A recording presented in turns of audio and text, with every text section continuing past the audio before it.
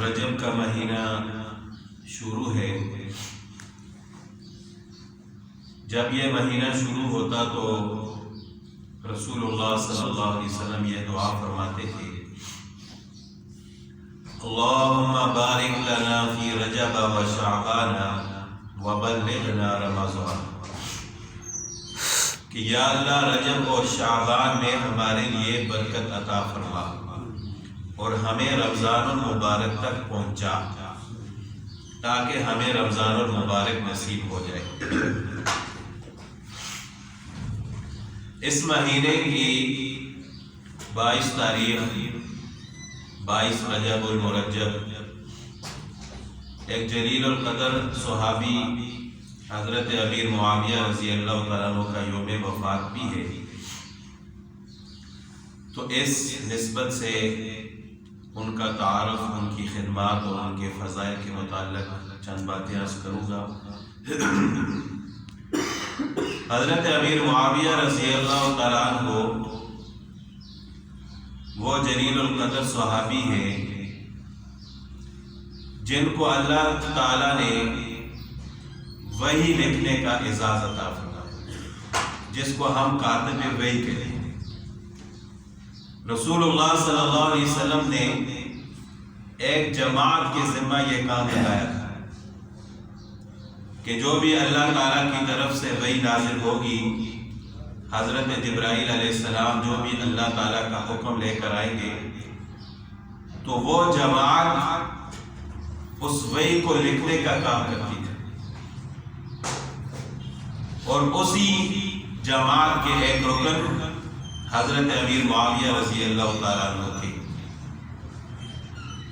اور اس بات سے ان کی ایمانداری اور ان پر رسول اللہ صلی اللہ علیہ وسلم کا اعتماد ظاہر ہوتا ہے کہ یہ انتہائی نازک کام تھا وحی لکھنے کا،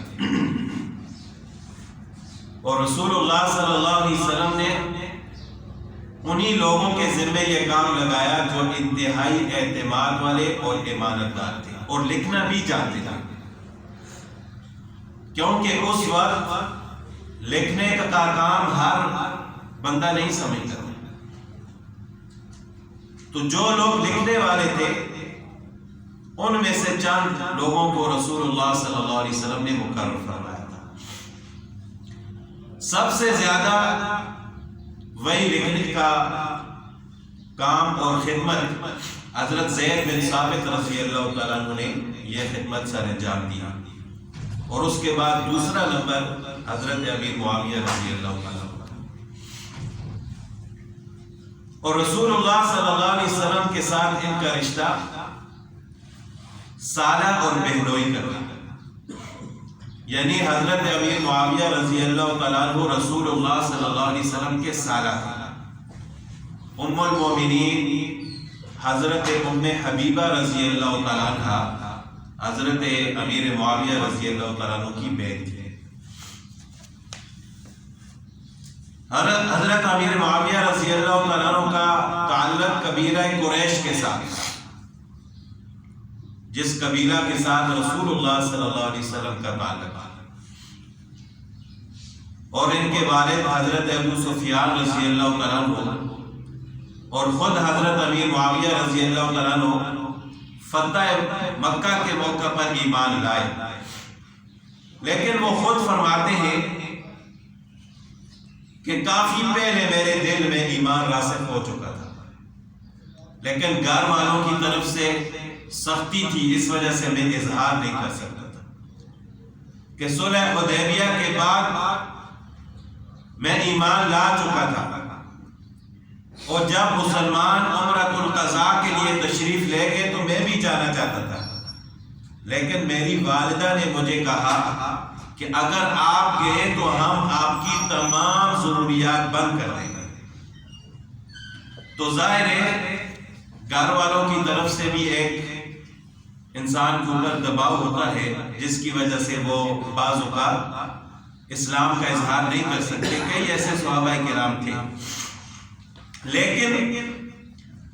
ان کے دل میں جو ایمان راسخ ہو چکا تھا، اس کی دلیل اس بات سے ظاہر ہوتی ہے کہ غزوہ بدر، غزوہ احد، غزوہ خندق جیسے بڑے بڑے مارکے، ان مارکوں میں بھی وہ مسلمانوں کے خلاف تلوار لے کر نہیں آئے. تو اس سے یہ ثابت ہوتا ہے کہ ایمان ان کے دل میں پہلے سے راسخ ہو چکا تھا. حالانکہ ان لڑائیوں میں ان کے والد حضرت ابو سفیان رضی اللہ تعالیٰ عنہ جو ابھی تک ایمان نہیں لائے تھے، وہ سپہ سالار تھے، لیکن اس کے باوجود یہ مسلمانوں کے خلاف لڑنے کے لیے نہیں آئے. تو اس سے یہ ثابت ہوتا ہے کہ ایمان پہلے ان کے دل میں راسخ ہو چکا تھا. فتح مکہ کے موقع پر صرف انہوں نے اظہار فرمایا. تو جب ایمان لائے، رسول اللہ صلی اللہ علیہ وسلم کی رفاقت نصیب ہوئی، اور ہر وقت رسول اللہ صلی اللہ علیہ وسلم کی خدمت میں حاضر رہتے تھے، جس کی وجہ سے رسول اللہ صلی اللہ علیہ وسلم نے ان کے ذمہ وہی لکھنے کا کام لگایا کہ آپ نے اللہ تعالیٰ کے حکم کو لکھنا ہے. اور اسی خدمت کی وجہ سے بعض اوقات رسول اللہ صلی اللہ علیہ وسلم نے ان کے لیے دعائیں فرمائی. ایک مشہور دعا جو ترمذی شریف کے اندر روایت ہے کہ ایک دفعہ رسول اللہ صلی اللہ علیہ وسلم نے اللہ تعالیٰ سے دعا فرمائی کہ اللہم اجعلہ ہادیا مہدیا واہد بہ، کہ یا اللہ ان کو ہدایت یافتہ، ہدایت دینے والا، اور ان کے ذریعے لوگوں کو ہدایت عطا فرما. تو جس شخص کے بارے میں رسول اللہ صلی اللہ علیہ وسلم دعا فرمائے کہ یا اللہ ان کو ہدایت یافتہ اور ان کے ذریعے لوگوں کو ہدایت عطا فرما، تو اس دعا کی قبولیت میں کوئی شک نہیں ہے. اسی طرح ایک دوسرے موقع پر رسول اللہ صلی اللہ علیہ وسلم نے دعا فرمائی کہ اللہم علم معاویۃ الکتاب والحساب وقہ العذاب، کہ اللہ معاویہ کو حساب و کتاب سکھا اور ان کو جہنم کے عذاب سے محفوظ فرما. اسی طرح ایک موقع پر خود حضرت امیر معاویہ رضی اللہ تعالیٰ عنہ فرماتے ہیں کہ ایک دفعہ میں رسول اللہ صلی اللہ علیہ وسلم کے ساتھ سواری پر سوار تھا، میں پیچھے بیٹھا ہوا تھا.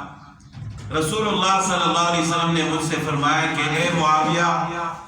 آپ کے جسم کا کون سا حصہ میرے جسم کے ساتھ لگا ہوا ہے؟ تو میں نے کہا کہ یا رسول اللہ صلی اللہ علیہ وسلم، میرا سینہ اور میرا پیر آپ کی کمر مبارک کے ساتھ لگا ہوا ہے. تو رسول اللہ صلی اللہ علیہ وسلم نے دعا فرمائی کہ یا اللہ اس کو علم سے بھر دے، اس پیٹ کو علم سے بھر دے جو میرے کمر کے ساتھ لگا ہوا ہے. اور اسی وجہ سے اللہ تعالیٰ نے ان کو ایسی دانائی عطا فرمائی تھی کہ ایک دفعہ رسول اللہ صلی اللہ علیہ وسلم نے صحابہ کرام سے کسی کام میں مشورہ لیا،